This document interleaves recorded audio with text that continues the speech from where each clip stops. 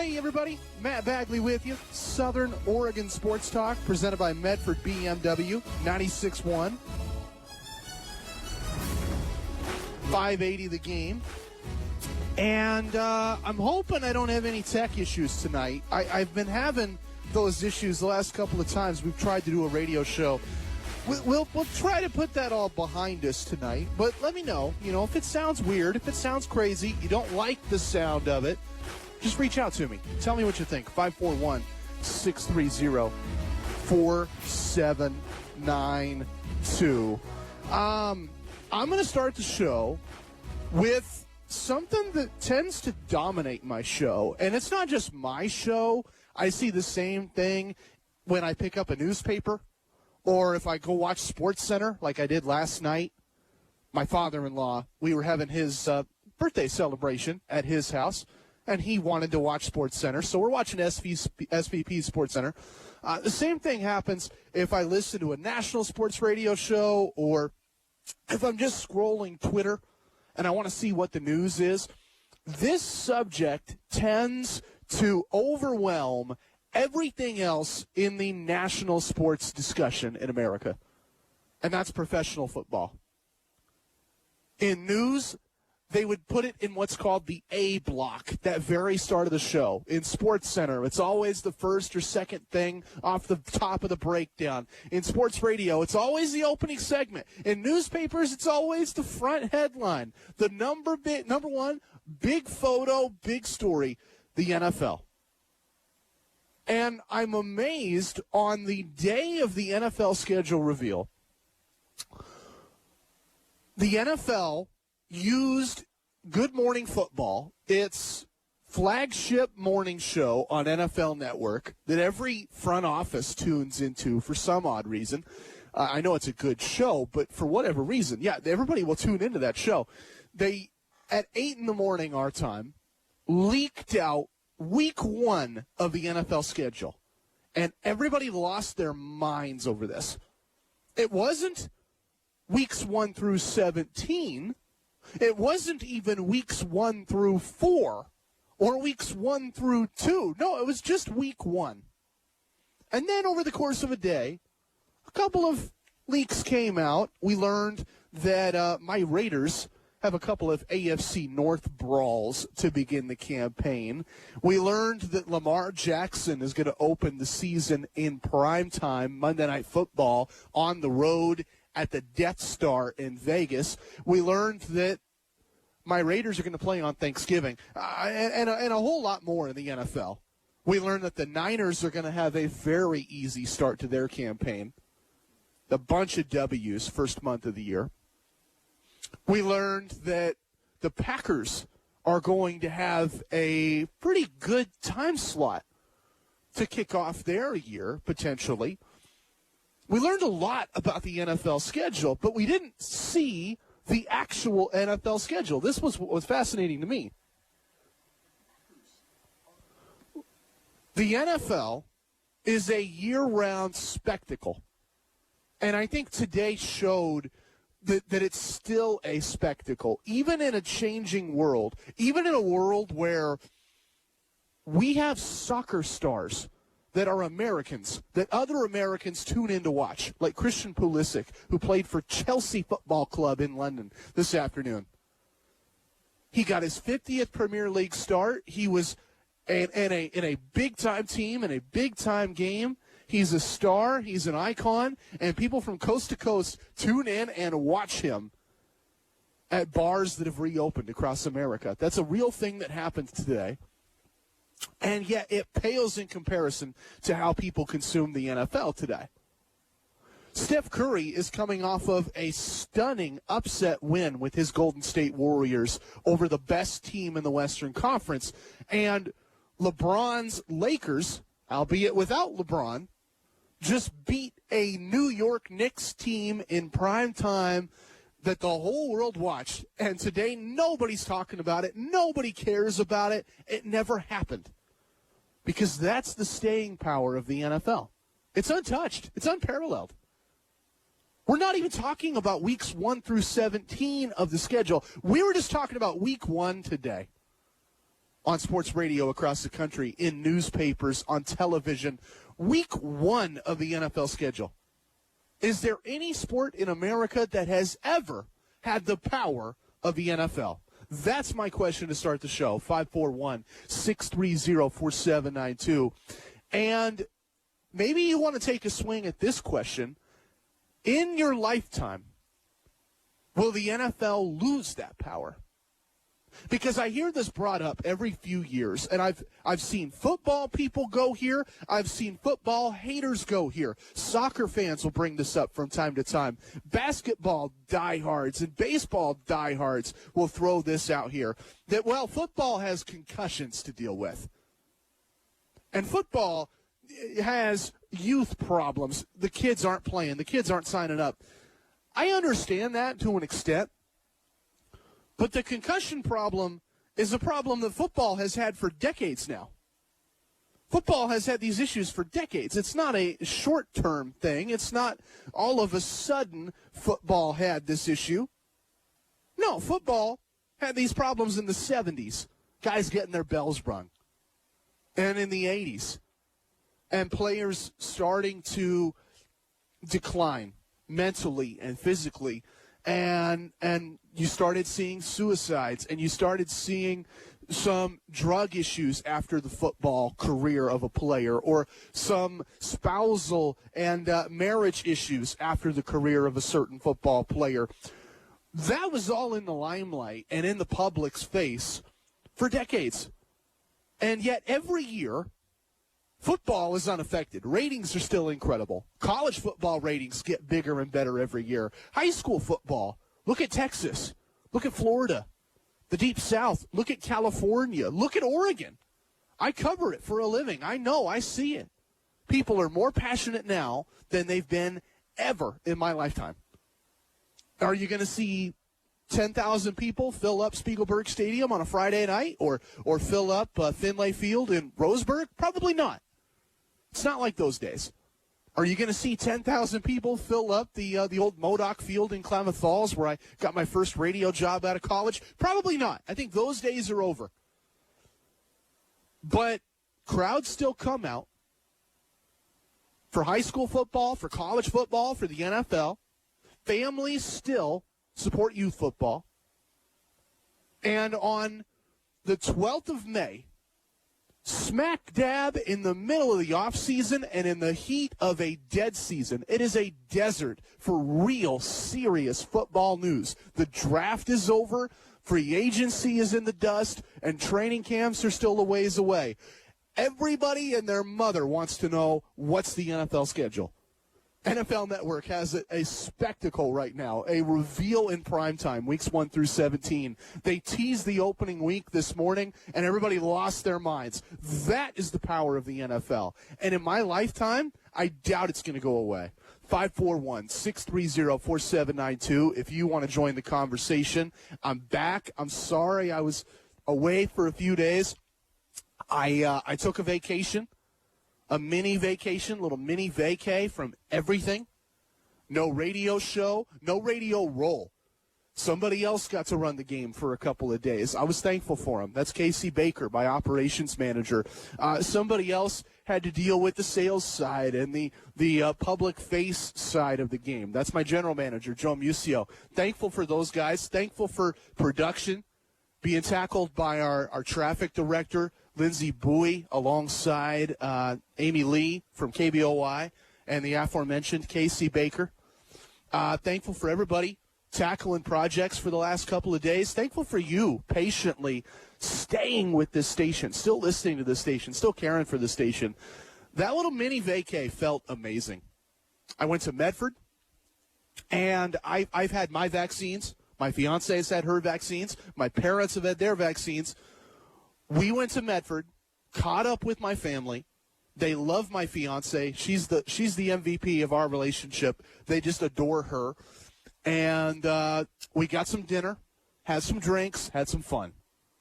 Good family time, good family fun, catching up, and having some great memories as well. Some great memories. Talking about things we want to do this summer, talking about things we miss from last summer that we didn't get to do, or the holidays that we missed that we want to catch up on. I had a great time, and I'm thankful that you and everybody at my company allowed that to happen. Anyway, you want to chime in. We're learning the schedule as this happens tonight, weeks 1 through 17 in the NFL. We're also going to learn a lot about a massive story in baseball, because I expect some updates as the world turns on this. The Oakland Athletics have permission to leave Oakland. And I've said for years, if a Major League Baseball team looks to move, because baseball, you don't see movement like you see in the other sports. You don't see a situation like the Nets going from New Jersey to Brooklyn, or a situation like in the NFL, the Rams bouncing between L.A. and St. Louis, and the Raiders bouncing between Oakland, L.A., and Vegas. You just don't see that in baseball. It's relatively stagnant. If there was ever a team to move, it would be the A's, because their stadium is a dump. I've been there. I've been there many times. I love the Coliseum. It was our dump, but it's a dump. Let's be real. It's a dump. And if there was ever a city for a team to move to, Portland makes a ton of sense. Portland has proven in the past that it can support professional sports teams, the Blazers, the Timbers, if you're a soccer fan, the Thorns, if you really want to dive into the weeds. I think Portland supports the Thorns stronger than anybody. That's the women's soccer team in Portland. And then you've got all of the college teams up there, University of Portland. People care about those games. They go to those games. Portland State doesn't even have a stadium, and people still care and go. Then there's the single A, Hillsboro Hops, up in my side of the Portland metro area. I know people go to those games because I live right by the stadium. I drive by it all the time. I see it all the time. It's packed.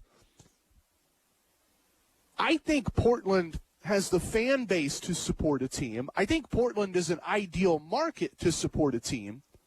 But where I doubt that Portland will get a team, and specifically this team, is money. Rob Manfred has come out and said, if a team is going to be added into MLB as an expansion team, if you're going to expand Major League Baseball the way that they expanded in the 90s with the Marlins and the Rockies and the Arizona Diamondbacks, the fee to join the league is $2 billion. That's the minimum. That's what he said publicly. It's going to be at least $2 billion with a B to get into the league. And I just don't think that's feasible for an ownership group in Portland. If you put a team in Portland, it's not going to have the war chest of an L.A. Dodgers or a New York Yankees. It's Portland. It's not a top 5 market with billions of dollars. You don't have, venture capital investors, and you don't have, a rich benefactor that can swoop in and save the day. Phil Knight's already occupied. He's got Oregon. He's got a university that he supports. Who else? Can you think of anybody that is going to pony up $2 billion to just get the rights to a team? And then pony up another $2 billion to build a stadium? Who's going to do that? So I see an ownership group in Portland, the Portland Baseball Project. They're focusing all of their money on a stadium. It's Russell Wilson and friends focusing all of their money and all their connections to build a stadium. That's going to be tough enough. They don't have another $2 billion to be an expansion team. And then that's where the A's come in. The very next thing that this group should try to do, once they realize we don't have the money to buy an expansion team, to pay for an expansion team, the very next thing is going to be, let's try to buy a major league team and move them, like these Portland A's. But that'll squash the minute that the A's get valued, because Rob Manfred has set the floor. The bare minimum to buy a Major League Baseball team is going to be $2 billion. That's the expansion fee. And I think the A's are going to be valued higher than that. So it's one thing to build a stadium. It's another to buy a team. Now, do you build the stadium and let the A's owners move into that stadium? We'll see. I think everybody's a little too picky for that. I think this ownership group, the Portland Diamond Project, they want to buy the team. They want to own the team. They want the branding. They want the logo, the merchandise, and all the revenue that comes from the stadium. That means tickets. That means concerts, everything. I don't think the A's would give them that. And I don't think the A's are willing to budge with their ownership. That means the ownership group, I don't think, is going to budge on their stock and their right to own the team. I don't see them budging on that either. So in terms of Portland getting a professional baseball team, I don't see it. I think it's unrealistic. I think it's the kind of thing that hosts in our state will talk about, columnists will write about. They want to fire fans up. They want to tell them that it's tangible and it's real, and I just don't see it. I'm curious if you see it. Southern Oregon Sports Talk, presented by Medford BMW. You can join the conversation with a text message, 541-630-4792, or you can leave me a phone call, 541-630-4792. I'll be back after this. We're talking spring football. Haven't got to that yet. The Beavers played over the weekend. What did I like? What did I dislike? We're talking NBA. I told you, Lakers had a nice win last night. I watched it. I was impressed by it. What stood out to me? And we're talking about the number one burning topic, A block, for reasons that escape me. I can't believe we're talking about this, the NFL schedule. I've got thoughts. I'll share it next. Southern Oregon Sports Talk, presented by Medford BMW, right here on The Game.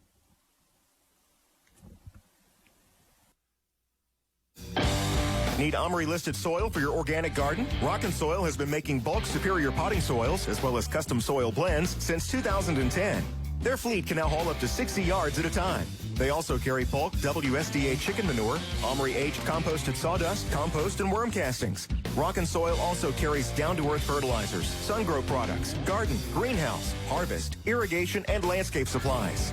They have bulk bins for sand, DG, drain, driveway, granite, gravel, and river rock. They also carry ARS, culverts, Fiskars, netting, seeds, shipping containers, smart pots, and road fabric. Be sure to check out the shop for logo gear and so much more. Family owned and operated on North Old Stage and Cave Junction.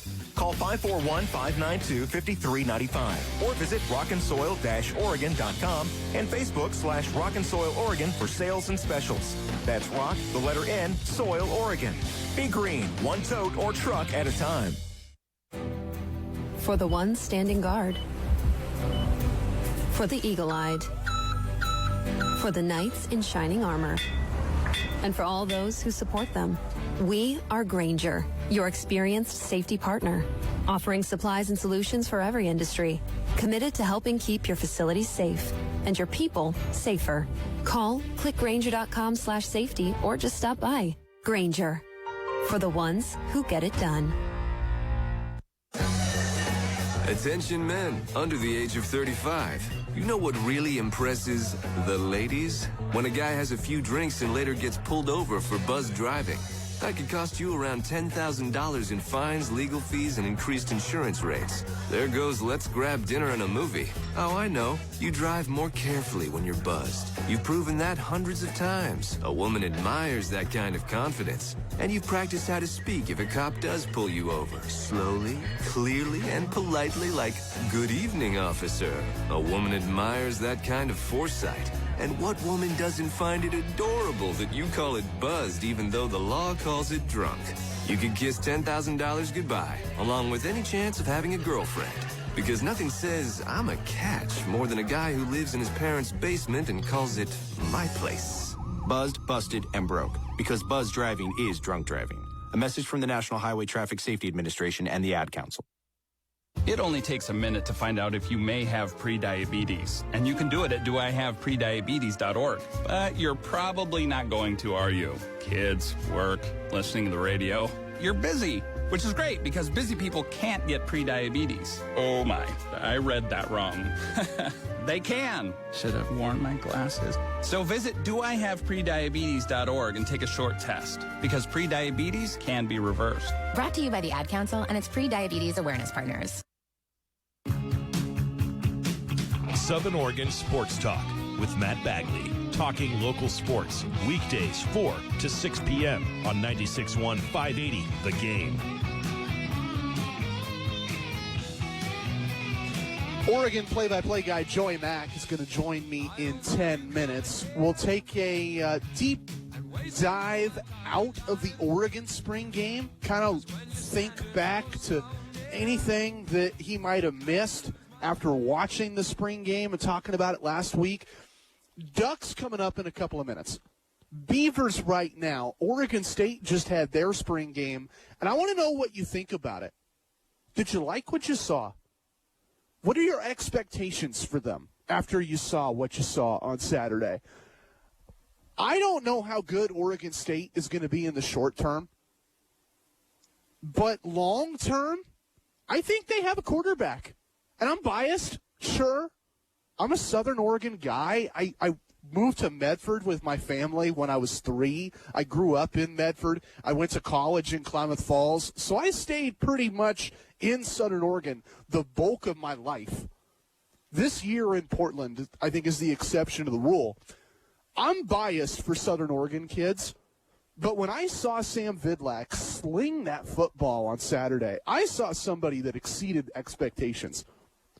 Jonathan Smith was very coy, the head coach, talking about his quarterbacks 2 weeks ago.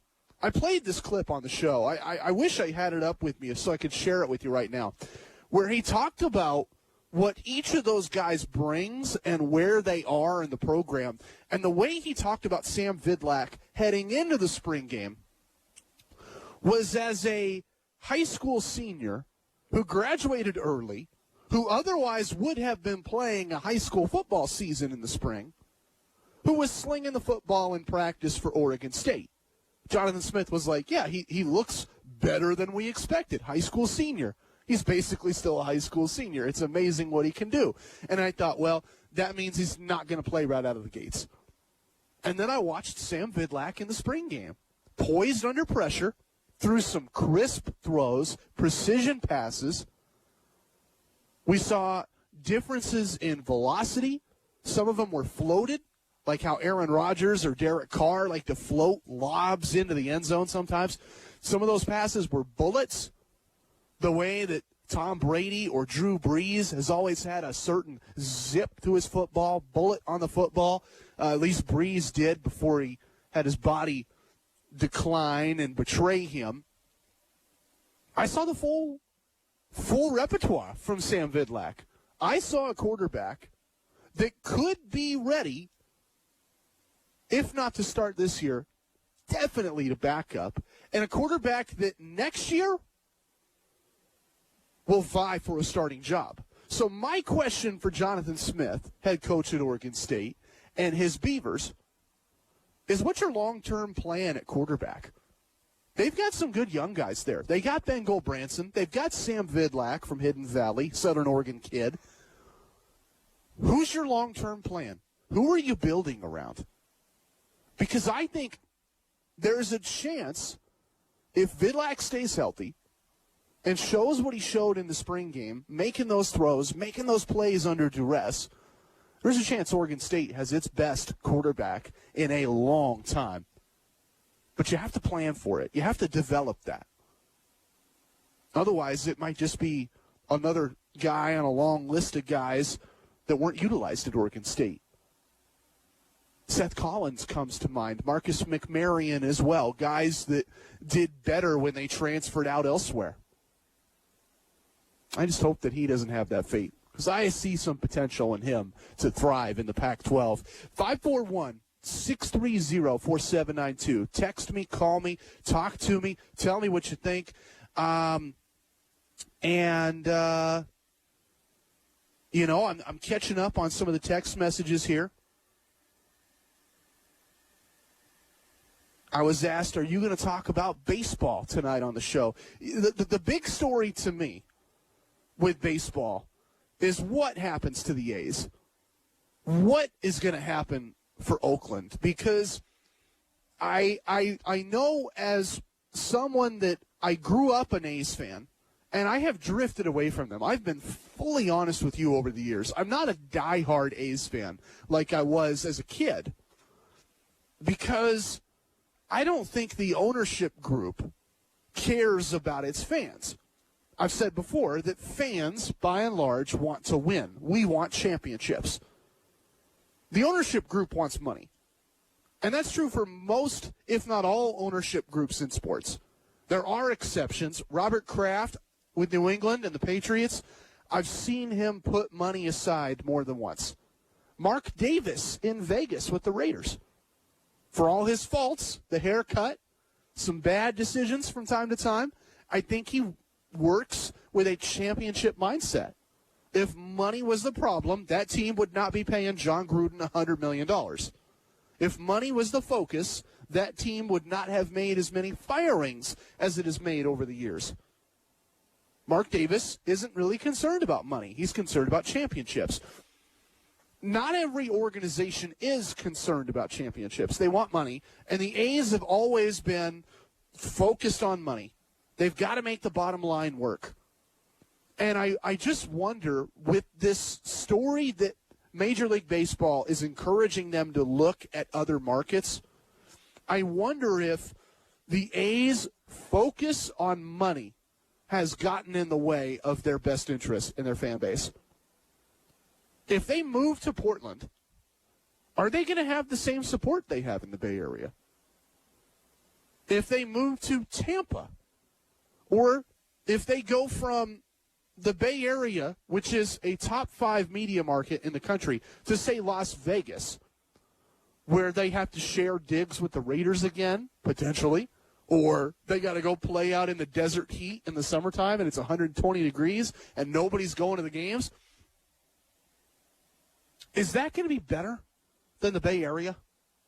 From the 5th or 3rd media market in the country to the 40th media market in the country? If they go to Tampa, where the Rays don't even play, for what it's worth, they play in St. Petersburg.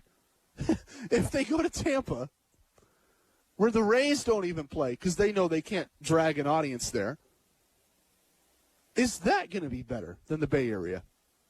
They're chasing dollar signs right now, but I don't really think it's in their best interest. I think what's best for everybody might just be the A's finally working something out with the city of Oakland. And I don't feel as cynically about that as the A's or Major League Baseball do. Later on in the show, I'll tell you why.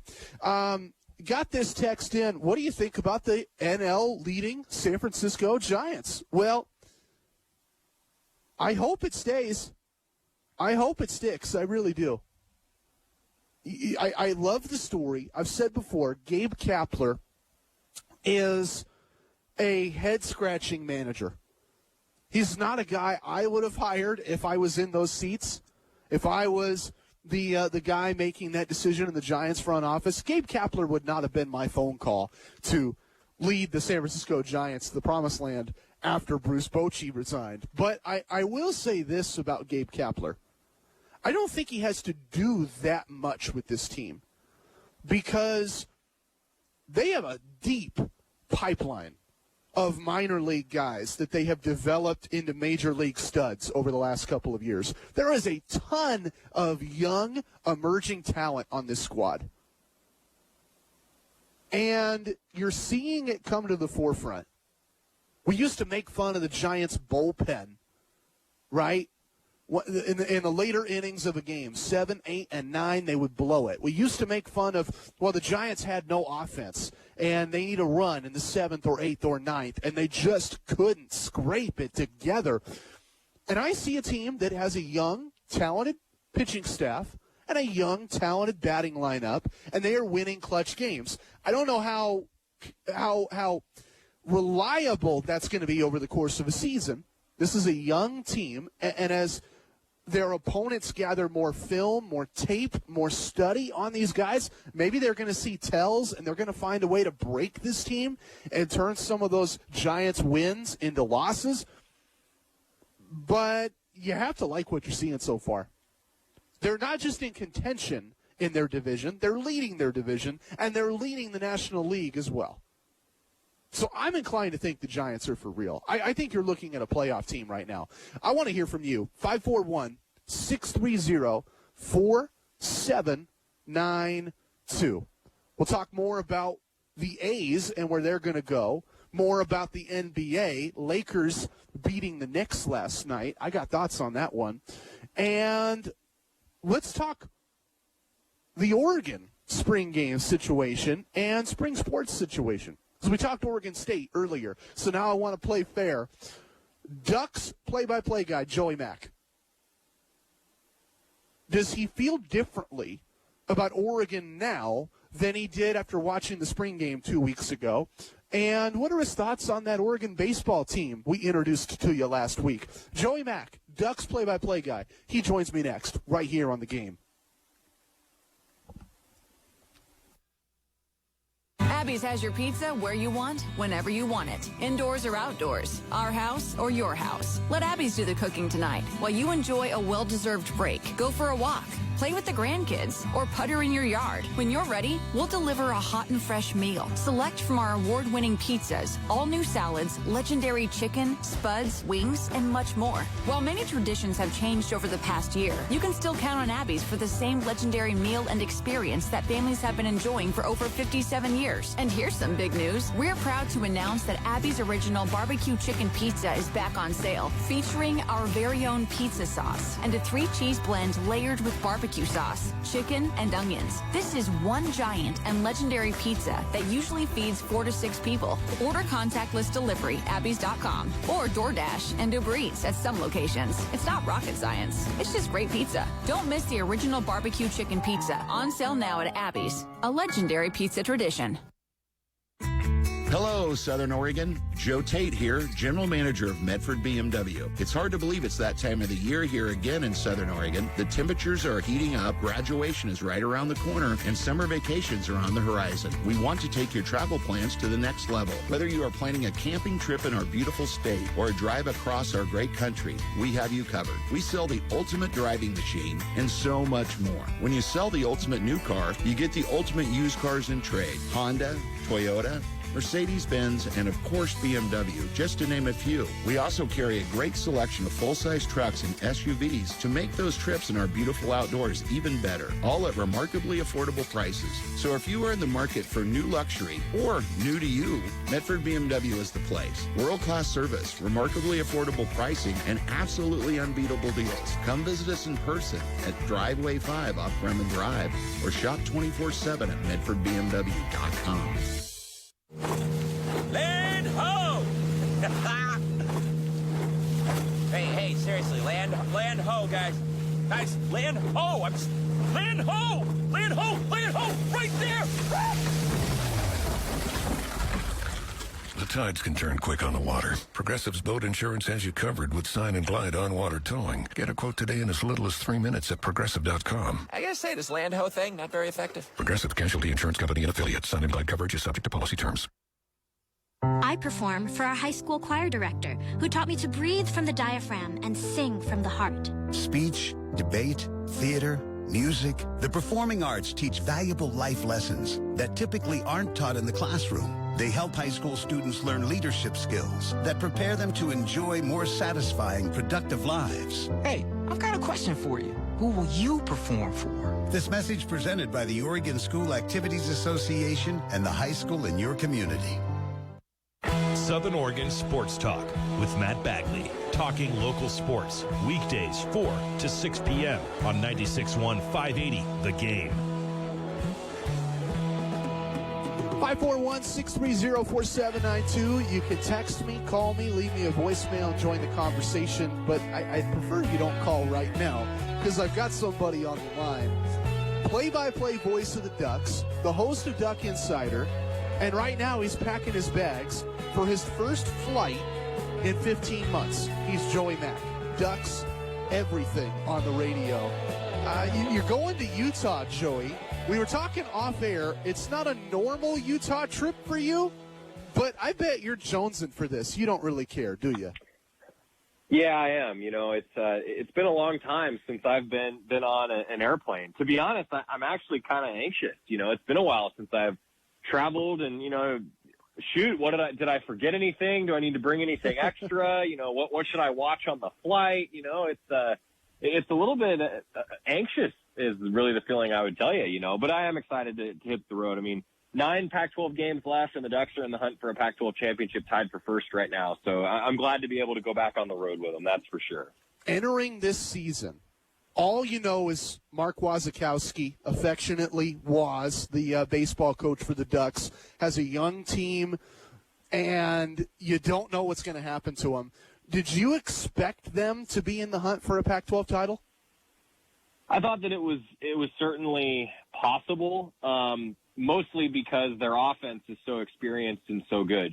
Coming into the season, I think that we were all just really wondering what the pitching staff would be like, and if the pitching staff, particularly the starters, would be deep enough to really do some damage. And, we've seen now that they are deep enough to do some damage. I mean, right now, if the season ended today, I think Robert Alstrom, who's a Eugene native, he's the Friday night starter for the Ducks, I think Robert Alstrom would be the Pac-12 Pitcher of the Year. He's won the Pac-12 Weekly Pitcher of the Year honor now 3 times. He's the only guy in the conference, pitcher or player, to have won it 3 times this season. I think Robert Alstrom is the Pac-12 Pitcher of the Year if the season ended today. And so if he finishes strong, and if Cullen Kaska finishes strong and Brett Walker just keeps doing his thing on Sundays, the Ducks are very, very tough to beat in a 3-game series because they have a chance to win with any of those guys on the mound. Now, you couple that with the fact that Caleb Sloan has come on strong lately. The Ducks have really loved what they've seen from Colby Summers. He has 8 saves this year and has been flat out unhittable. I mean, he struck out 6 of the 7 hitters he faced across 2 outings against Washington this past weekend.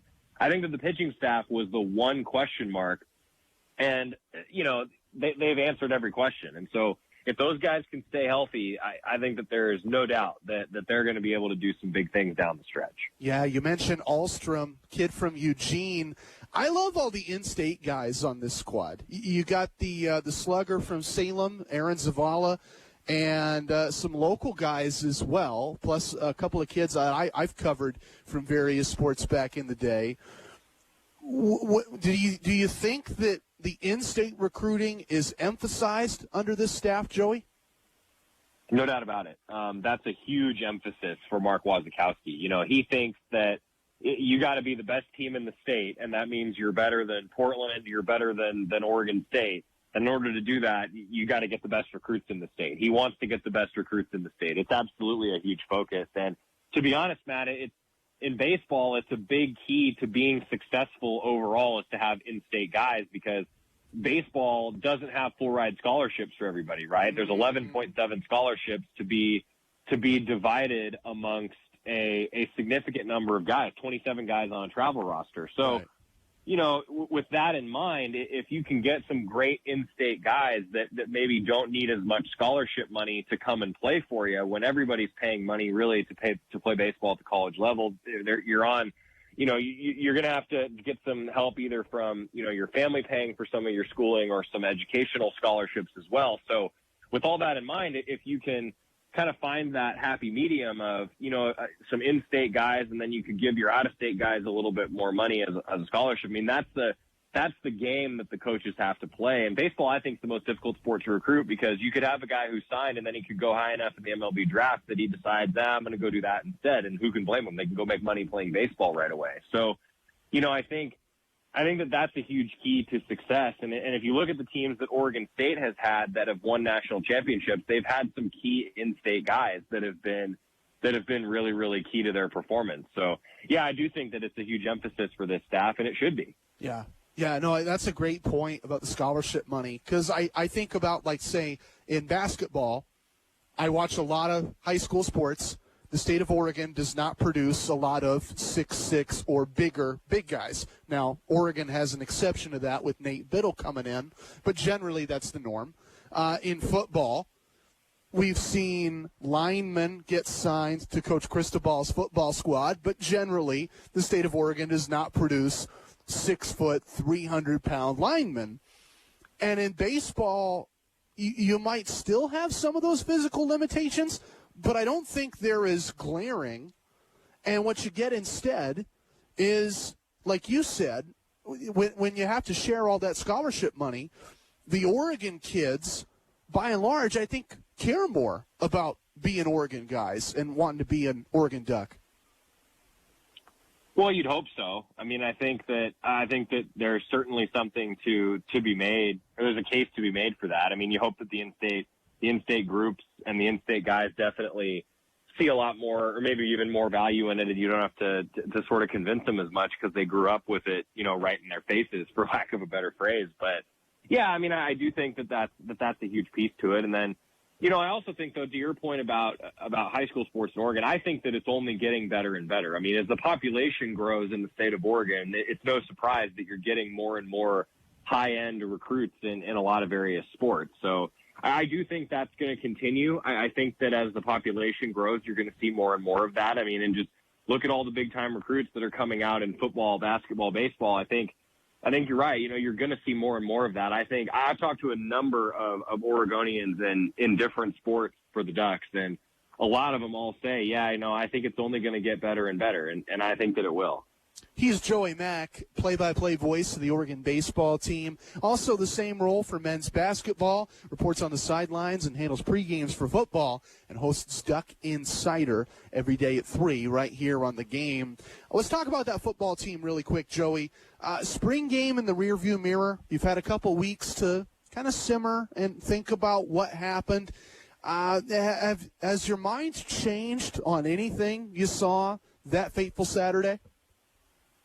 No, I don't think so. I mean, I think that we knew that Oregon's defense was going to be pretty good. I think that the defensive line is going to be a position that I'll look at quite a bit, just who fills in those spots. We knew the wide receiver room was deep. We saw that.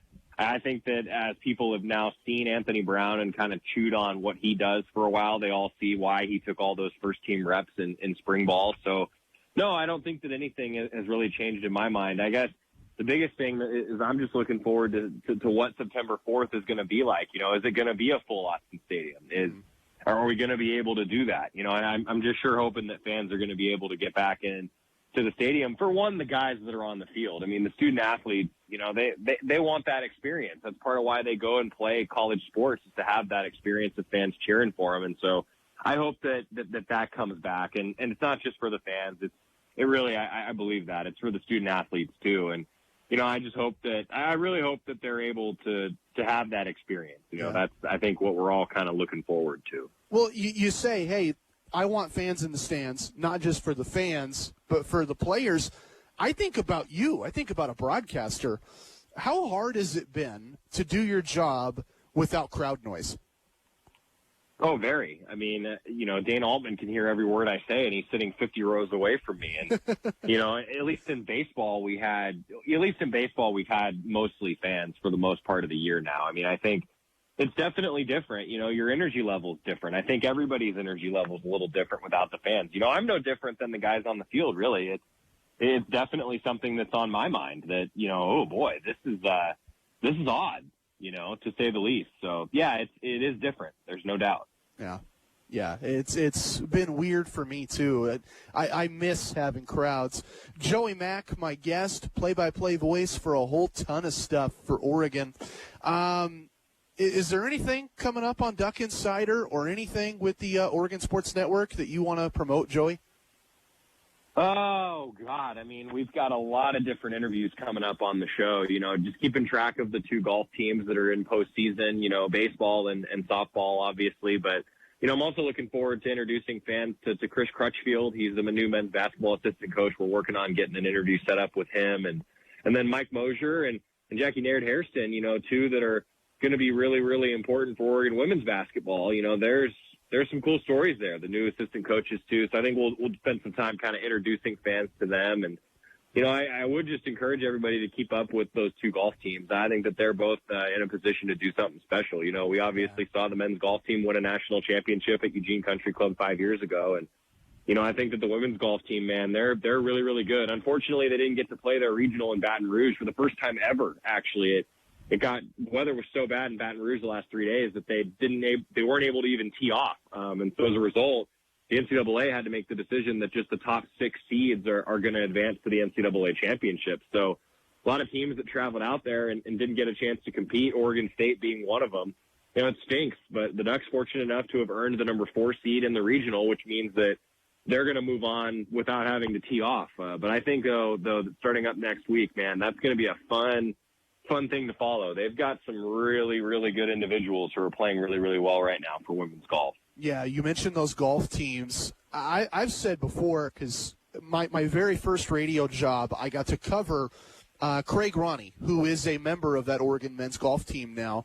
I covered him when he was in high school, and I got to learn about the amateur golf circuit in Oregon and just how insanely talented it is. I think those golf teams might be the most underrated programs at Oregon. They are loaded with talent. Well, and they're consistently good. I think that's something that sticks out to me. I mean, it's been 14 straight years that Casey Martin has taken the men's golf team to an NCAA regional, 14 straight, and for the program. I mean, that's hard to do. That's really hard to do. So I agree. I think that they are definitely they kind of fly under the radar because collegiate golf doesn't have the same platform. But that's part of why I like to have Casey on the show, and I like to have Derek Radley on the show. And what Monica Vaughn has been able to do for Oregon women's golf, I mean, she's going to play in the U.S. Open. That's awesome as an assistant coach for the Ducks. And she qualified just as in an open qualifier. So, yeah, overall, I agree. I mean, I think that they are very, very good, very, very talented. All right. Joey Mack, my guest, host of Duck Insider. Joey, I'm always thankful for the time you give me, always thankful for the conversations we have, and I can't wait to do it again. My pleasure. Let's do it again soon. Okay. That's Joey Mack. If you missed it, listen back later when I put this up in a podcast form. Just search Southern Oregon Sports Talk in any of your podcast apps that you might peruse. Let's wrap hour one on this note. I've got thoughts on the NFL schedule release coming out soon, thoughts on last night's big NBA games, and a whole lot more. Southern Oregon Sports Talk, presented by Medford BMW. 96.1, 580, The Game. So, spring is finally here. Everything is turning green, and Magic Man is celebrating with another store-wide sale. Oh, that sounds good. What is it? Magic Man is having their Green Sale, a celebration of spring and summer in Southern Oregon. You mean we save money on everything green in the store? Yes, and each location has many different items for you to save green on. Yeah, but how much can I save? Well, 20% or more on anything green in the store, including all Kratom. And how green does it have to be? At least half or more, depending on time of day and how the light hits it and what salesperson you get and... Oh, come on. You must be kidding. There's so much green stuff all over their stores. I am kind of kidding, but really, everything green is on sale. Okay, just tell me where to go. Corner of Biddle and McAndrews at the Bear Creek Plaza in Medford, on Williams Highway at the Safeway Plaza in West Grants Pass, and on G Street at the Town Center Plaza in downtown Grass Pants. Oh, very funny. Grass Pants. Well, Grass Pants would be green. Oh, jeez. At MasterBrand, we don't just make cabinets. We offer opportunities to grow, to learn, and to make a difference. And you'll be recognized and rewarded for doing it. MasterBrand offers tremendous opportunities for you to grow in your career in a clean and safe work environment. And we treat our employees right. It's our culture to build opportunity, purpose, and reward into everything we do. Our employees are our most important asset. That's why you'll receive a comprehensive compensation and benefits package that includes excellent wages, medical, dental, vision, and more. Plus, we offer health and retirement savings plans and a stock purchase program to help secure financial protection and peace of mind. When you join MasterBrand, you're part of something bigger. We stay competitive and provide support to keep our employees and their families healthy, physically, emotionally, and financially. If you have a strong work ethic and think you'd be a good fit in MasterBrand's fast-paced manufacturing environment, we'd like to hear from you. If you are ready to begin making your dreams come true, apply today at masterbrand.com. Vickers Pond has something you sports lovers want. Whether you're looking for sports memorabilia items like autographed sports cards or one-of-a-kind signed jerseys and pictures, Vickers Pond is your go-to for all things sports. They'll have more for you to deck out your man cave, office, or home as well. Check out their items on their Facebook page. If you or your loved one is a fanatic, look no farther than Pickers Pond, located in White City next to the grocery outlet. The thing about the Home and Auto Bundle from Progressive is that by now you've heard a lot of ads about the Home and Auto Bundle from Progressive. We don't even need the words the Home and Auto Bundle anymore to tell you that you could save big with the ring-tailed lemur from Progressive, or that every hot peach cobbler comes with round-the-clock service and protection. And that's the thing about the goat with magic powers. You've heard a lot of ads about the sushi in Vancouver. See how much you could save with the Home and Auto with the Shaman in the Jungle from Progressive. Progressive Casualty Insurance Company, affiliates, and other insurers. Bundle discount not available in all states or situations. Southern Oregon Sports Talk with Matt Bagley. Talking local sports. Weekdays 4 to 6 p.m. on 96.1 580 The Game.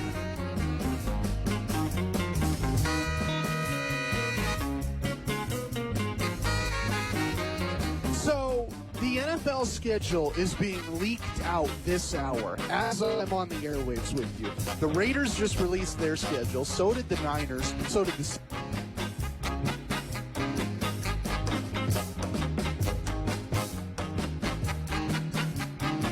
But just right off the top, two things really stand out to me. One is that my Raiders get to play the Battle of the Bay in the preseason.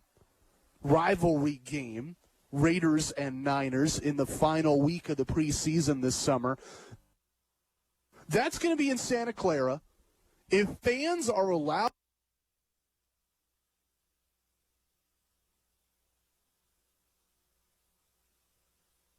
there's been fights, there's been issues the last few times those teams have played. I want to see a camera just show me the stands in that game. And then the same goes for the week prior. Rams hosting the Raiders in L.A.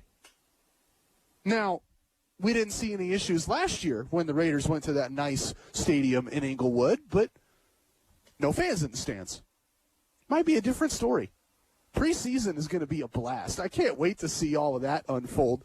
As for the regular season, this isn't Raiders related, so thank you for bearing with me last few minutes here. I want to know if the defending champs can defend their title. They return almost everybody. And that's the first ingredient I think a defending champion needs. Like the Legion of Boom Seahawks got back to the Super Bowl the year after they won the Super Bowl because they brought everybody back. They kept their O-line, they kept their D-line, they kept the Legion of Boom secondary. Russell Wilson was still calling plays and running the offense from under center. Marshawn Lynch was still getting carries until he didn't, unfortunately. And Pete Carroll was still your leader, your general, your master of the universe. The Seahawks brought everybody back, and they nearly defended their title. Tom Brady's New England Patriots have been in that boat numerous times. They defended their titles, and now Brady is with the Bucs, and they return every single starter from that 2020 team. That's the first thing you got to do. The second thing you have to do is stay healthy, and the final thing you have to do is stay fit. And that's my question for Tampa. The health is luck. We have no idea how that's going to shake out until it shakes out. It's football. Injuries happen. We got to roll the dice and just see. Are they going to get hurt? It's going to happen, or it might not happen. That's not what I want to talk about. I want to talk about Tom Brady and whether or not at 43, almost 44 years of age, Tom Brady can have a repeat performance of last season. Last year, he was incredible. Last year, he did everything the Bucs needed of him, and he led them to a Super Bowl victory. But in your 40s, your body betrays you. Joe Montana went through this. Peyton Manning went through this. Dan Marino went through this. In your 40s, your body says you are not a professional NFL starting quarterback anymore, and your body just gives up. It'll happen out of nowhere. Is it going to happen to Tom Brady? We'll answer that question next hour, right here.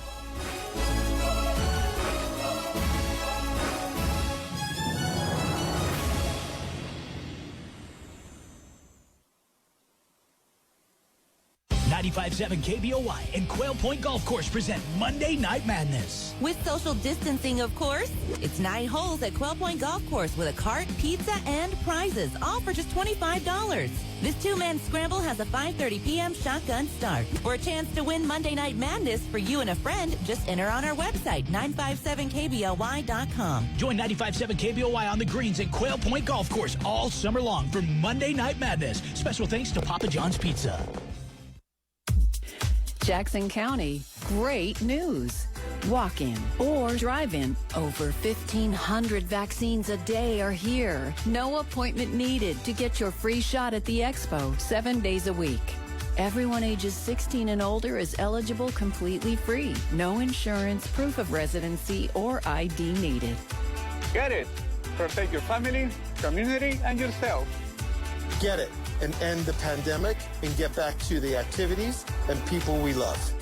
The Moderna Walkthrough Clinic is open on weekdays, and Pfizer Drive-Through Clinic is open 7 days a week at the Jackson County Expo.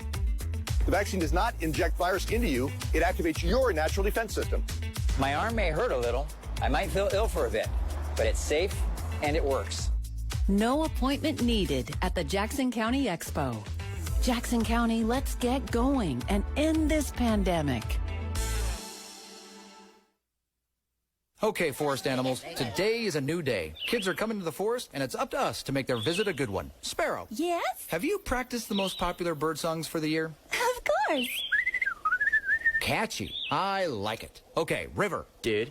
How's the temperature? It's a refreshing 52 degrees, man. Perfect for a little riverside shoeless relaxation. Ah, good. Owl, you here? Quash. Who's asking? I am. Look, you know the drill. Sleep during the day, scare the kids at night. Perfect. I love my job. Oak Tree? Sup? Still in the same place I left you last year. That's what I like. Consistency. Well, it's not like I'm going anywhere for the next couple hundred years. I know. I love it. Turtle. Turtle. He's not here yet, man. He's late every morning. You'd think he would have learned by now to leave the night before our meetings. Okay. Squirrel. Has anybody seen Mr. Squirrel? The forest has been preparing just for you. Visit a forest near you today. To learn more about cool things to do in the forest, visit discovertheforest.org. Brought to you by the U.S. Forest Service and the Ad Council. When you're selling your gun online, your potential buyers might sound safe, but does that mean they really are? Hi, seller. I'm interested in the 9mm you posted. I'd love to get my hands on a gun. In such good condition. Let me know if it's still available. And we can set up a time to meet. An email can't tell you what a licensed dealer can. Sell through a licensed dealer to make sure the buyer checks out. Go to ncpc.org to find out how to sell with certainty. Brought to you by the National Crime Prevention Council, the Bureau of Justice Assistance, and the Ad Council. Dave, what are you doing? Just sending a gift to Dave 2037. Who? Me in the future. I save a little money from every paycheck as a gift to Dave 2037, so you can spend it on things like anti-gravity boots or a hologram Doberman, something cool like that. I think Dave 2037 deserves it. He worked hard. What are you getting Steve 2037? I guess I was thinking Steve 2037 would just fend for himself. Well, all right, but don't expect to be borrowing my anti-gravity boots. You want to have money in your future? You got to start saving now. Putting some money from every paycheck into a savings account or contributing to your 401k can make a big difference later. Put away a few bucks, feel like $1 million. For free ideas and easy ways to save, go to feedthepig.org. That's feedthepig.org. Hey, let's just hope Steve 2037 doesn't get his hands on a cold time machine, because he is going to come back here and knock some sense into you. This message brought to you by the American Institute. This is your home for the Beavers. 20, 15, 10, 5. Knoll takes it the distance. Touchdown Beavers again. KTMT 580 AM and K241CA 96.1 FM Ashland. Your teams. Hell, it is Barner. It is Barner, and he's gone. The Beavers are the national champions. Brandon, a three-pointer out front. Hit it! Yes, he did! His take. Here's what I think. Matt Bagley. Let's talk about Theo Epstein, general manager of the Red Sox 20 years ago. and he helps Boston break the curse of the Bambino. Then he gets hired by the Cubs, helps them break the Billy Goat curse. They win the World Series. And now Theo Epstein has stepped away from baseball. I want to point out a hunch that I have about this. I have no evidence, I have no inside sources, but just basic glancing at who he is and what he's done, this looks an awful lot like a sabbatical. Talking local sports. You ever had a sabbatical? I've never had one in radio. My mom, a bridal seamstress. My dad has worked in the software industry. They've never got one. They've deserved one. A lot of people have deserved one. And I think Theo Epstein deserves one. Southern Oregon Sports Talk with Matt Bagley. Presented by Medford BMW on 96.1 580 The Game. So I asked this question at the end of hour number one. Will the Tampa Bay Buccaneers repeat? Will Tom Brady and the Bucs stay in the form that they held, running roughshod through the NFC and stunning Patrick Mahomes and the previous champs in the Super Bowl? Is that going to happen? 43, almost 44-year-old Tom Brady and a completely returning cast of starters, are they going to get it done again? I've said before, when it goes, it goes. Dan Marino was great, and his last game was a playoff game, but his body betrayed him. Peyton Manning, first ballot Hall of Famer. His body betrayed him in the middle of a season, and the Broncos had to bench him for Brock Osweiler in the middle of a season. That's how bad things were with Peyton Manning at the end. Brett Favre got benched for Tavares Jackson. Laughable quarterback. Ask the Seahawks. Ask the Vikings. Nobody liked him. At the end of Favre's career, Jackson was better.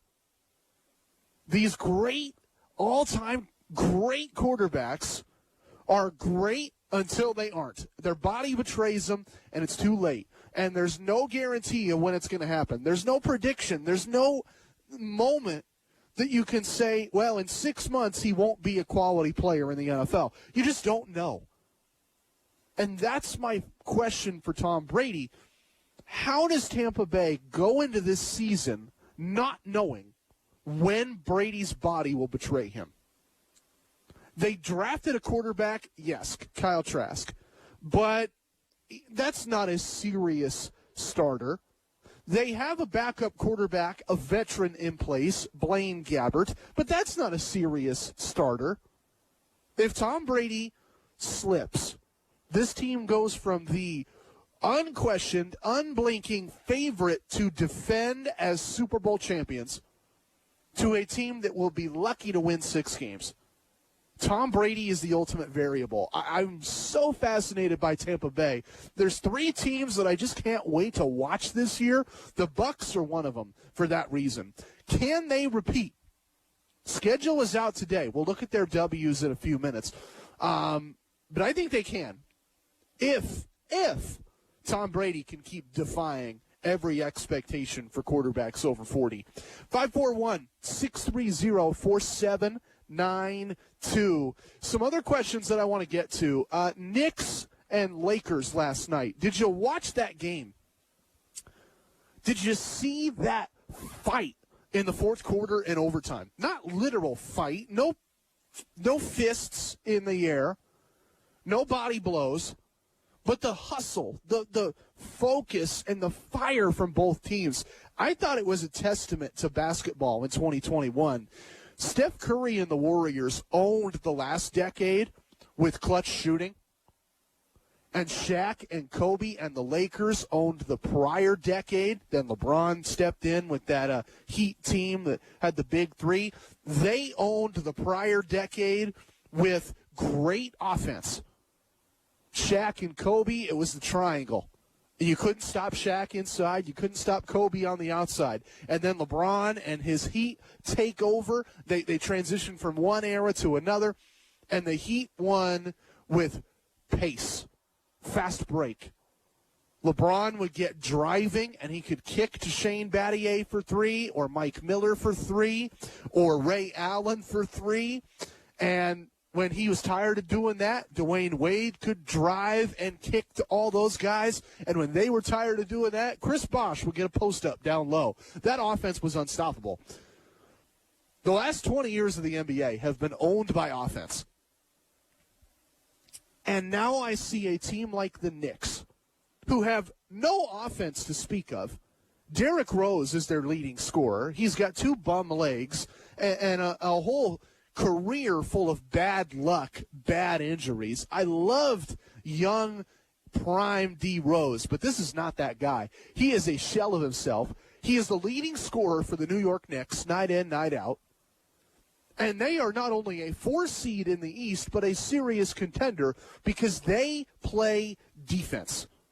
And they went toe-to-toe with the Lakers last night. Congrats to the purple and gold for getting that win. But the Knicks held firm with them every second of that game because the Knicks play great defense. I'll ask you this. Right now, in 2021, would you rather have a great offense that can't stop anybody or a great defense that can't turn those plays into points? I'd rather have the defense. Look at the Knicks. Look at the Blazers. I think the Knicks are better. And I think the Knicks, if they can take that Lakers team to the final seconds of OT, they can hang with anybody because of that defense. 541-630-4792. Call, text, leave a voicemail, chime in any which way you want. Let's jump back into the NFL schedule. I am looking this up right now because it's being floated on NFL Network, but it's also been floated on Twitter. And the Twitter machine, they've got this to say.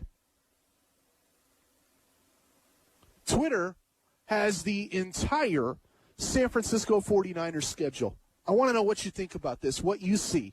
I'm going to go week by week, tell you what W's I see. I'll do the same thing for the Seahawks and for my silver and black later on in the show. Week 1, I told you at the start of the show, this is going to be a cakewalk at the Detroit Lions. That's a W.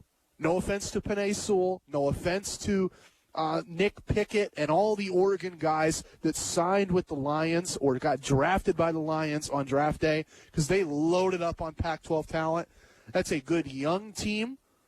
But the Niners are a more talented team right now. They are going to win that game. Then at the Eagles, W. The Eagles got a wideout for Jalen Hurts.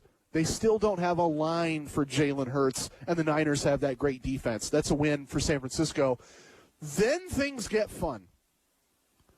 Sunday Night Football, September 26th, versus the Green Bay Packers. If Aaron Rodgers plays in that game, it's anybody's ball game. If Jordan Love plays in that game, it's a bloodbath. Niners could be 3-0. I said earlier on the show, I believe a week ago I said this, Aaron Rodgers will hold out. I'm going to stick to that prediction. I'm going to say Jordan Love is under center for Green Bay, and I'm going to say that the Niners move to 3-0. But Seattle the following week, Russell Wilson and the Seahawks are a better team. And they were fiery hot to start last season. I have no reason to think they won't be fiery hot to start this season. And the Arizona Cardinals, week 5. That team had one gaping hole. They had one flaw.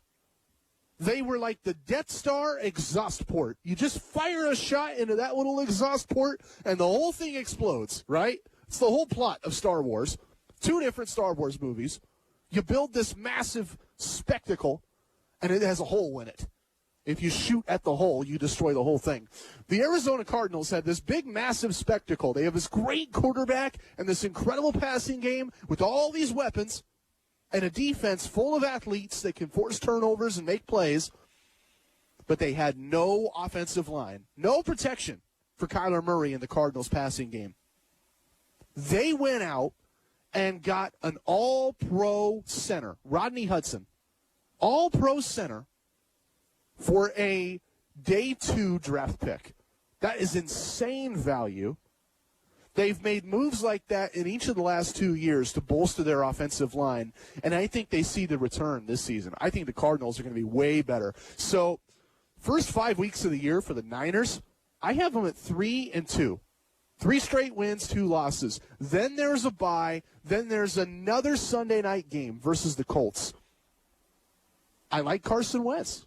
I'm higher on him than most. He had a great rookie year. He had a great second year. He got injured, fell out of favor. Eagles fans are tough. The Eagles coaching staff was tougher. I think a change of scenery changes his career, and I think the Colts are going to be a lot better because of it. So that's a Indy win for me, 3-3. At Chicago, Justin Fields has potential, but let's assume he's still on the bench week 8 when the Niners come to town. I think San Francisco has the better team. They get it done that week. You're 4-3. Versus Arizona week 9, you're 4-4.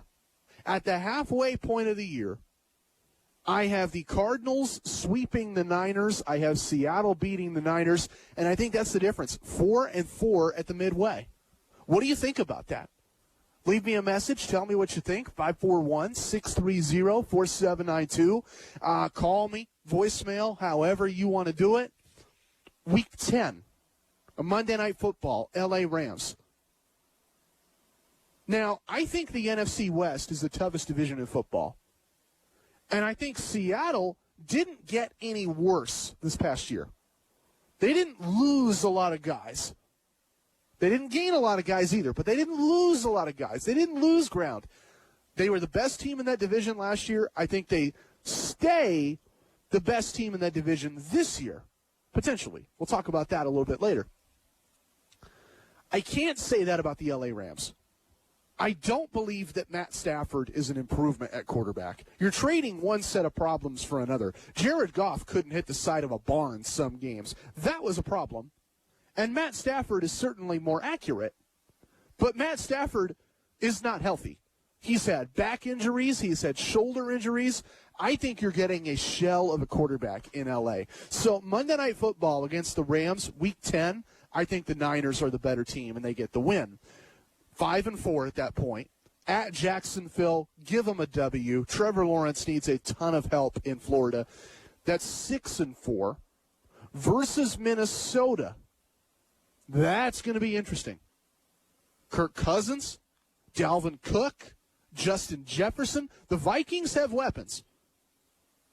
I think the Vikings skill players are better than the Niners skill players. I think that is a loss. 6-5 for the Niners. At Seattle on Sunday Night Football, Week 13. I want to pick the Seahawks in this game. I really do.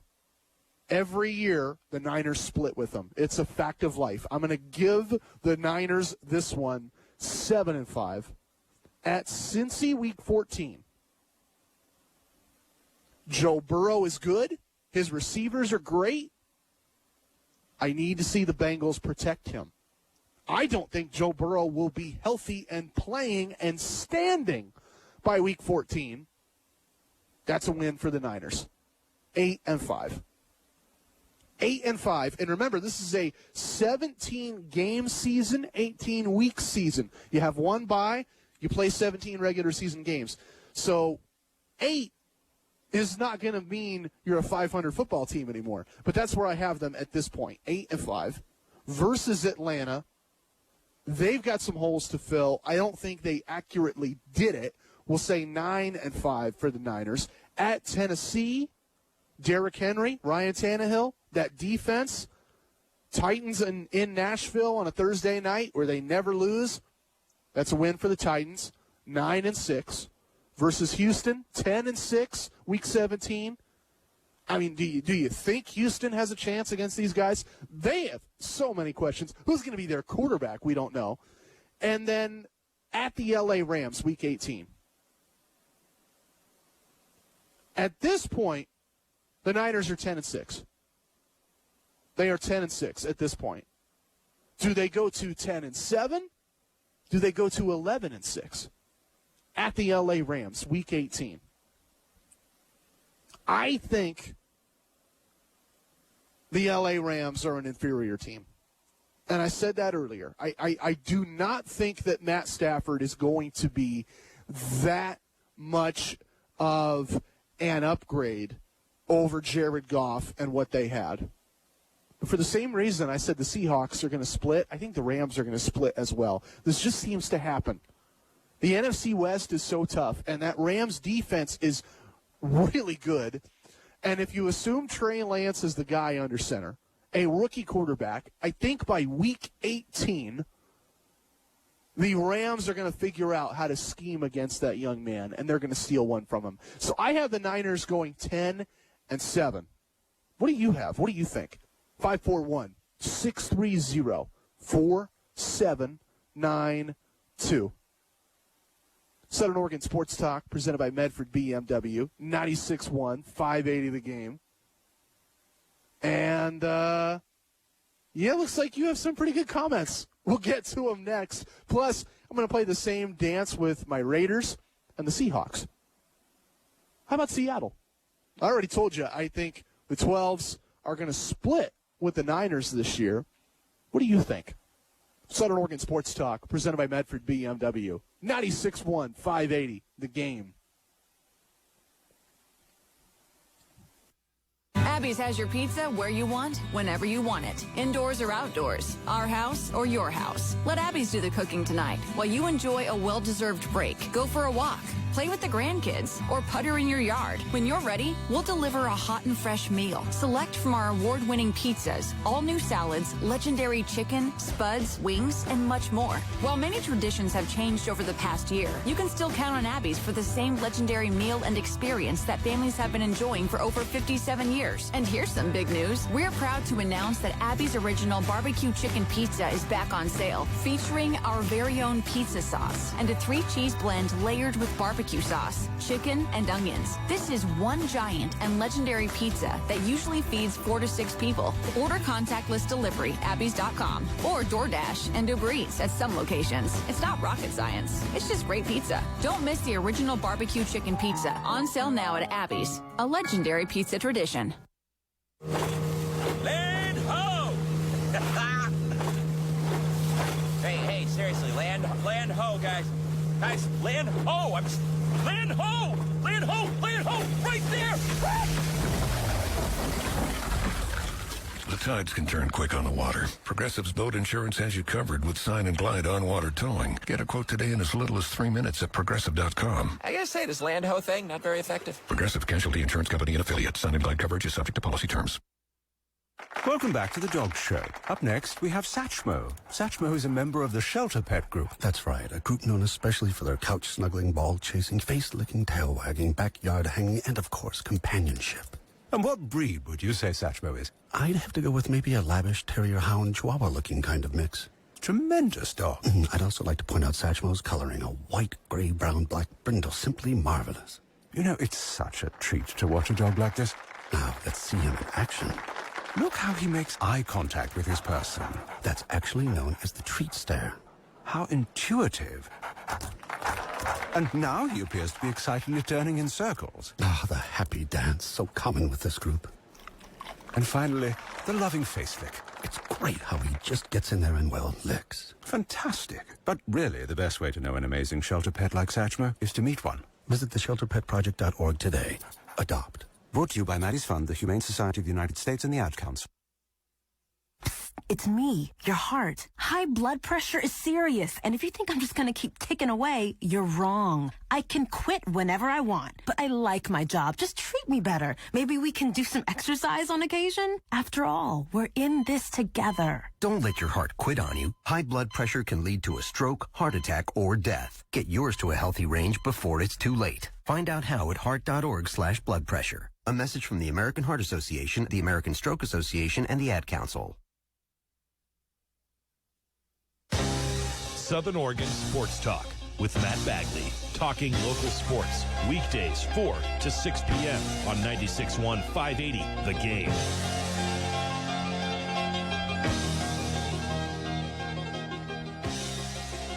So, your early thoughts on the NFL schedule.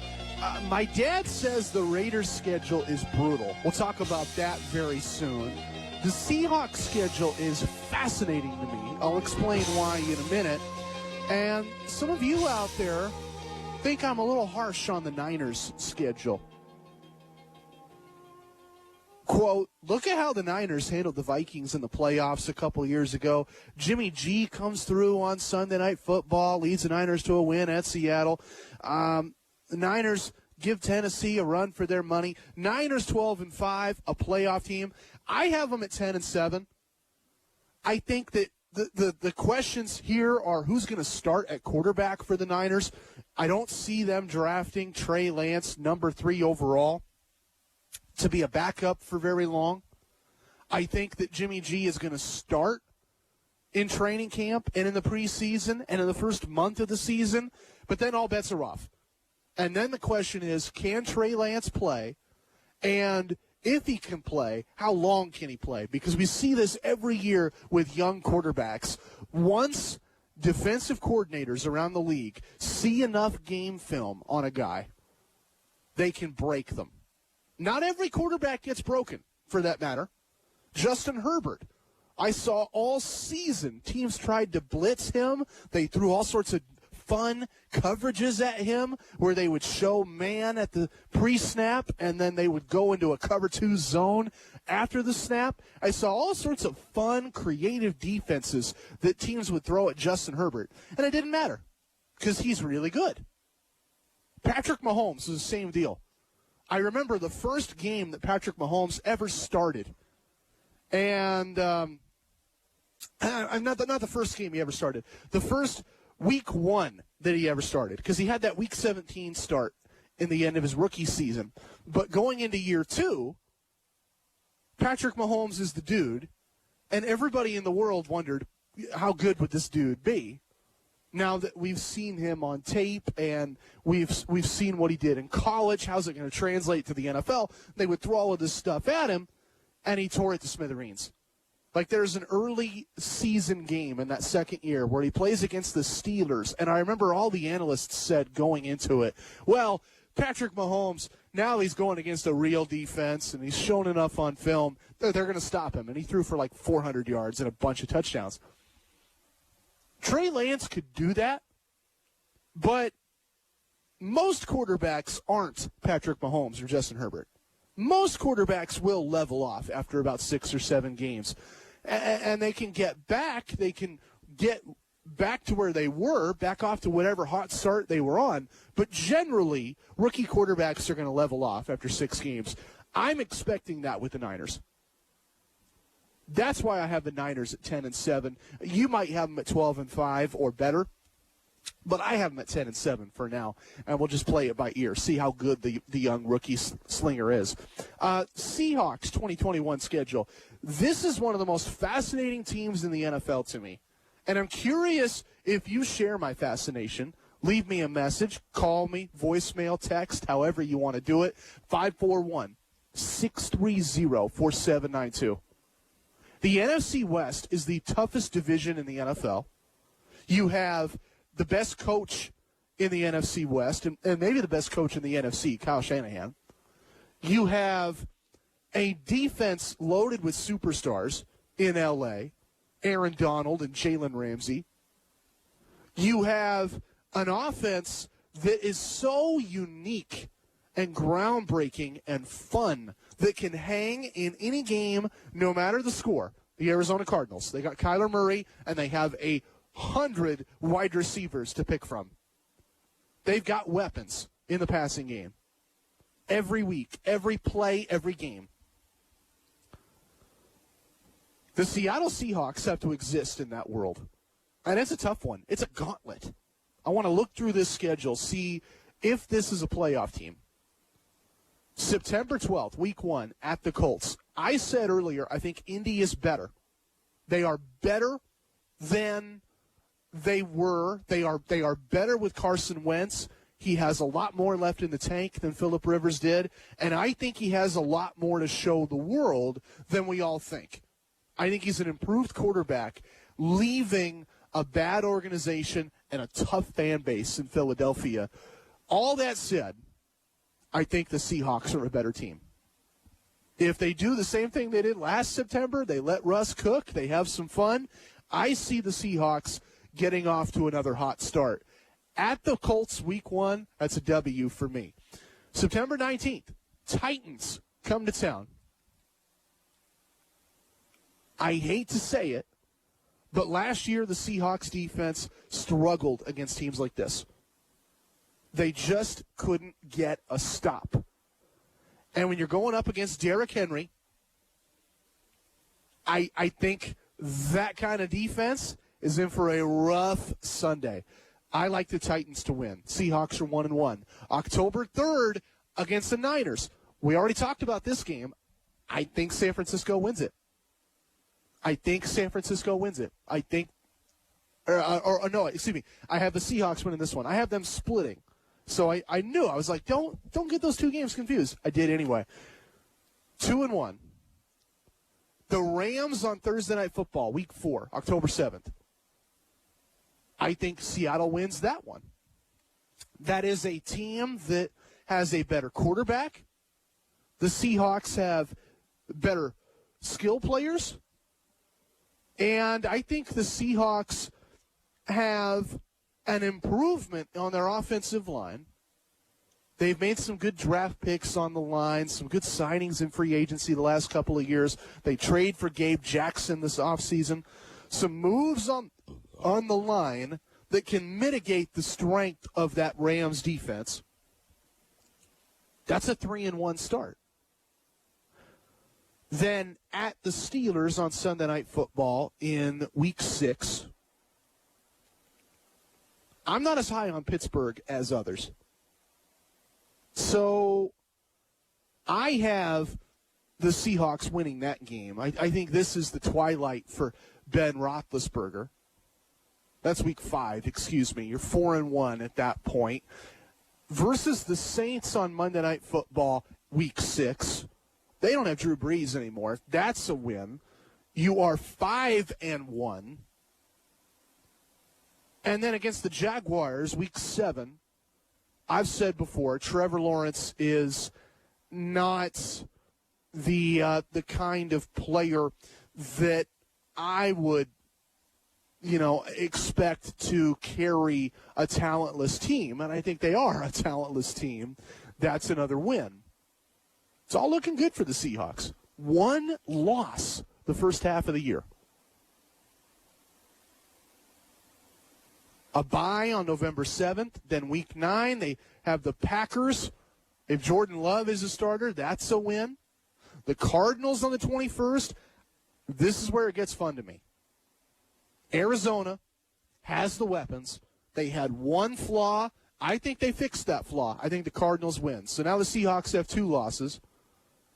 At the Washington football team on Monday Night Football, real similar story to that Titans game. Physical teams, physical defenses gave them fits last year.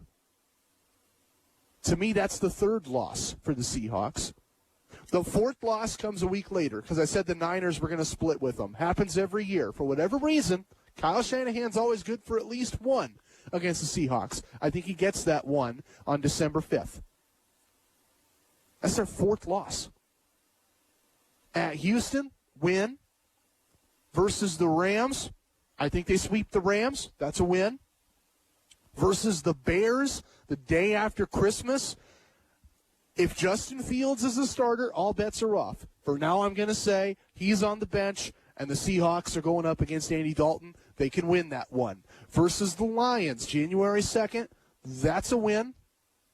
At the Cardinals, January 9th, that's a loss to me. I think the Cardinals are really, really good in the NFC West this year, and I think they're going to make a huge leap. So you lose 2 to the Cardinals, you lose 1 to the Niners, you lose 1 to a Washington football team that has a monster defense, young and talented. I think they are going to dominate this year. And you lose to the Titans. It's 5 losses. The Niners go 11-6 or 10-7. The Seahawks go 12-5. What do you think about that in the NFC West? 5-4-1, 630-4792. We'll dive into the Raiders' schedule next. We're going heavy on NFL, but schedule release day. I know you care about it. I know it's worth it. We're talking baseball, too, as the A's might leave Oakland. We're talking NBA. The Blazers have a big game tonight. The Warriors are coming off a big game last night. And let's revisit the spring game for Oregon State. They played on Saturday. I liked what I saw. I have a question, though, and I didn't see the answer on Saturday. I'll ask you the question. I'll see if you have the answer next. Oregon State spring football coming up next segment right here. Southern Oregon Sports Talk, presented by Medford BMW. 96.1, 580 The Game.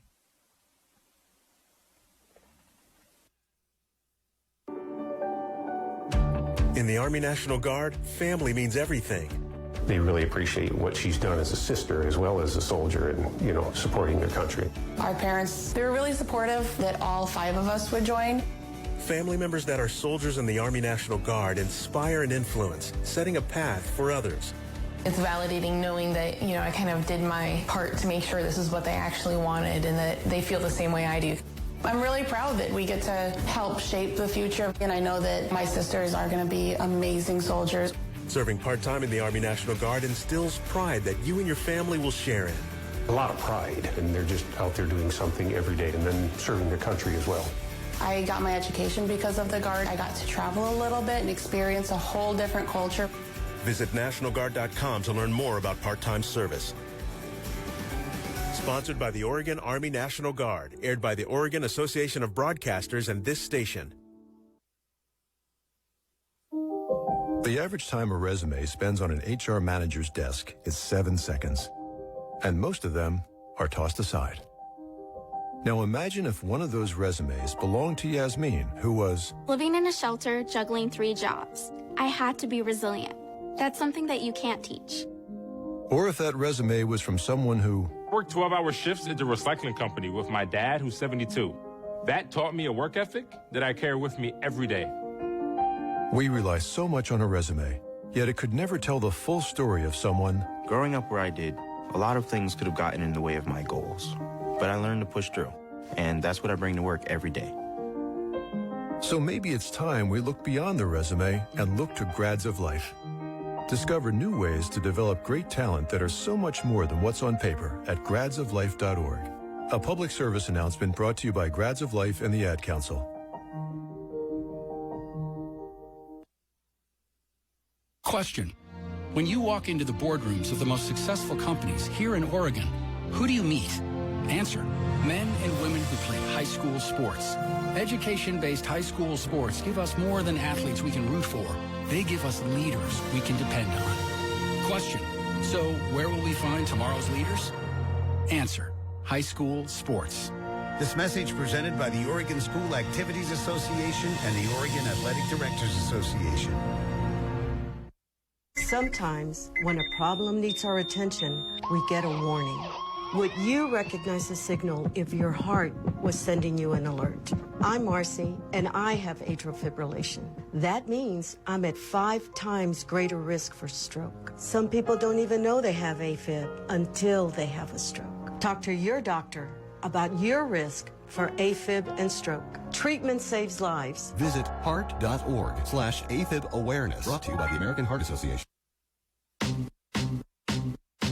Southern Oregon Sports Talk with Matt Bagley. Talking local sports. Weekdays 4 to 6 p.m. on 96.1 580 The Game.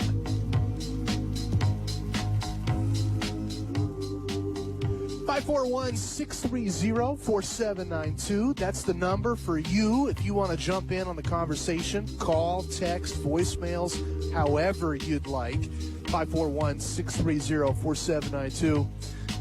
This came in earlier. We were talking about the Bucs and Tom Brady's ability to keep playing into his 40s. Quote, as well as Brady regulates what's going into his body, he might just be fine through his 40s. I will say this about Tom Brady. His diet and his work ethic, the workouts and the reputation that he has with those workouts exceeds anything we thought about any other quarterback to ever suit up in the NFL. Joe Montana, I don't think, went to the extremes, or Peyton Manning or Dan Marino. These are guys that had lives in the offseason. They had families. They did commercials on television or movies. They had lives outside of football.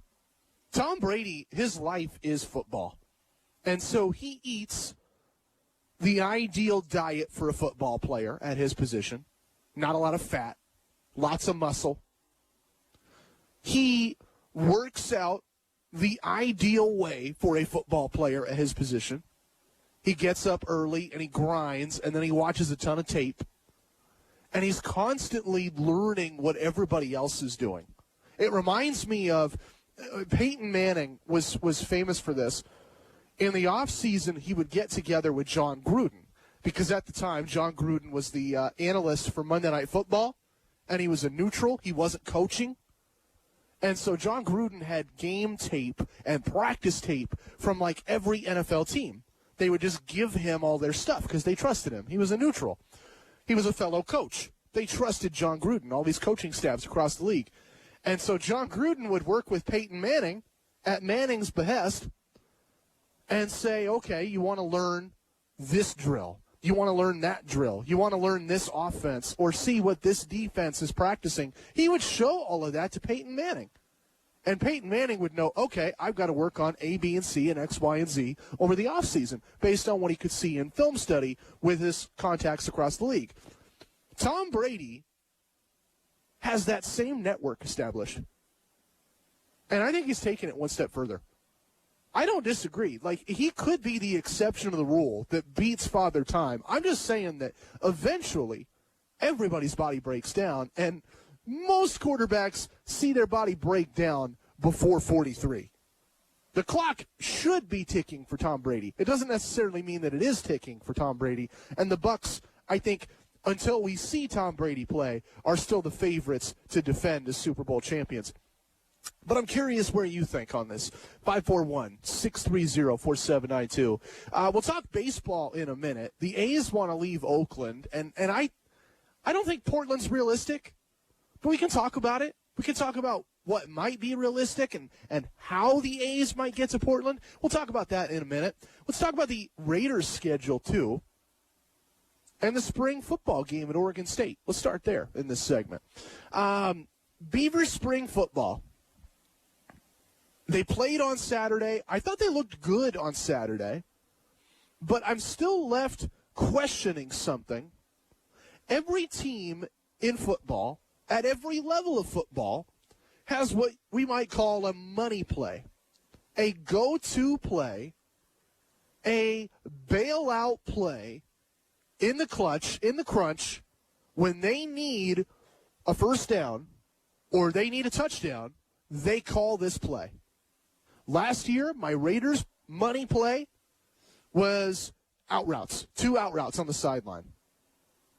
They might call it flood or they might call it double, but it was Henry Ruggs going deep in a straight line down one sideline and Nelson Aguilar doing the same thing on the other sideline.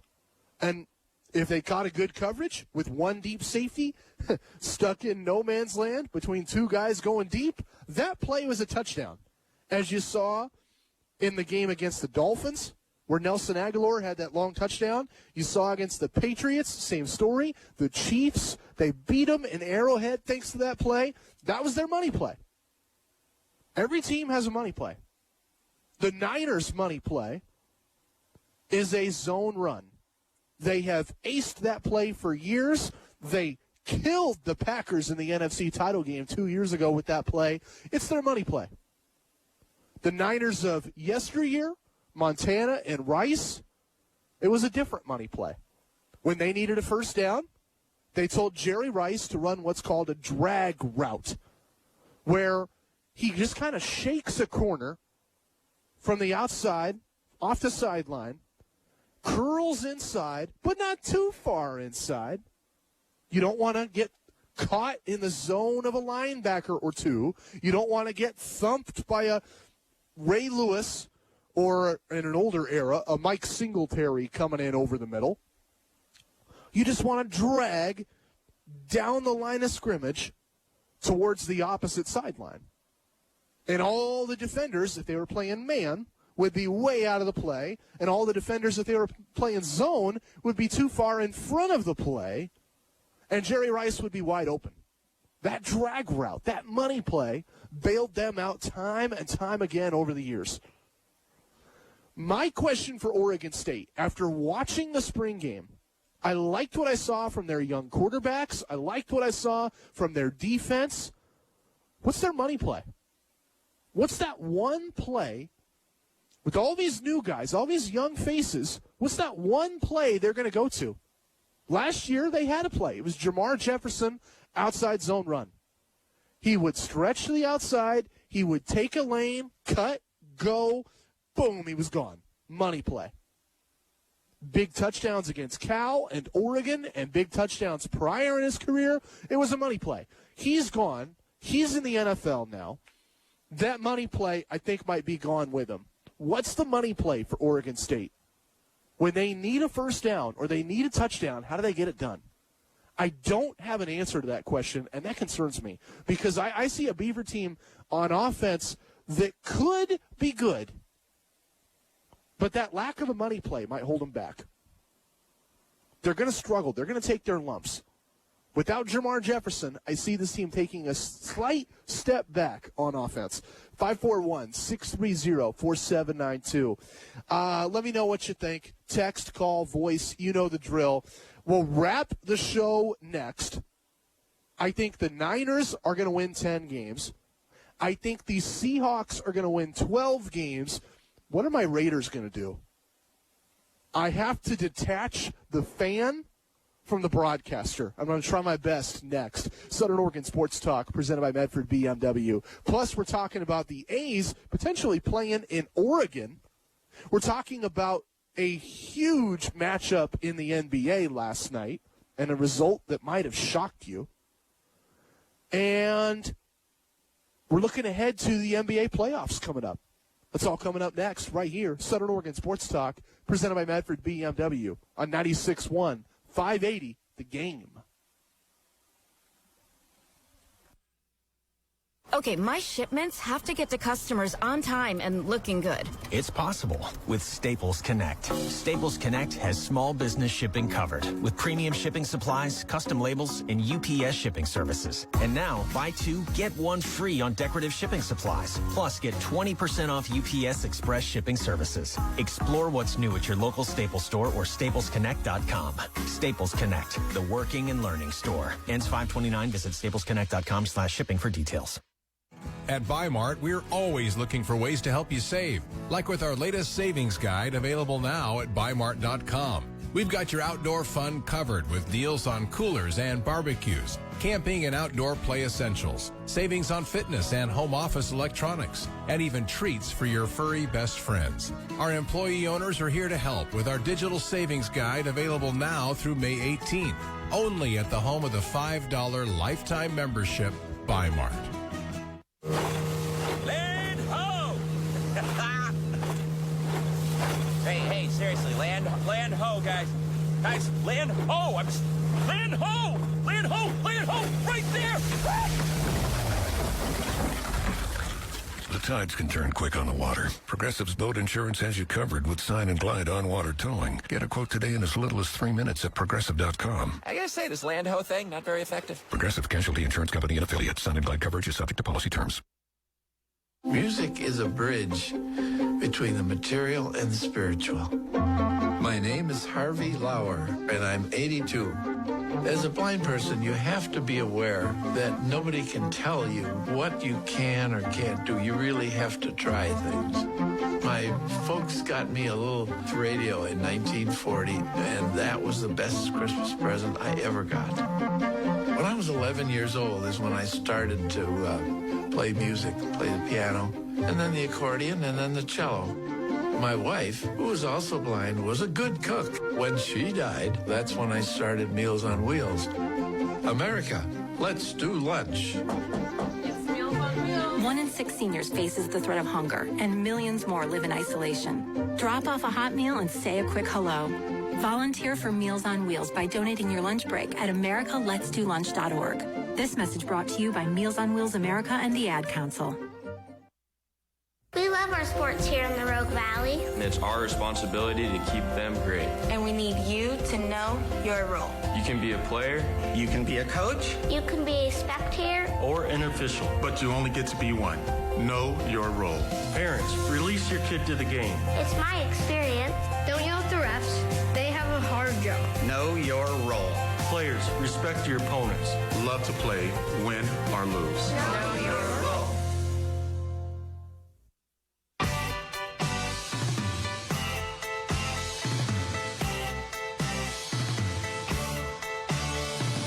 Southern Oregon Sports Talk with Matt Bagley. Talking local sports. Weekdays 4 to 6 p.m. on 96.1 580 The Game. I'm going to tell you a secret, Southern Oregon Sports Talk. Every radio show in America, every newspaper article in the sports section of your local paper, every Sports Center segment or NFL Network segment or MLB Network segment you might watch tries to hide this fact. All of the people that write these columns and speak on the radio and speak on television are all fans. We might have been players in our career or managers or broadcasters or sports writers, but at the end of the day, we all grew up sports fans. And it's hard to separate that fandom from our perspective in sports. I try to do that on this show.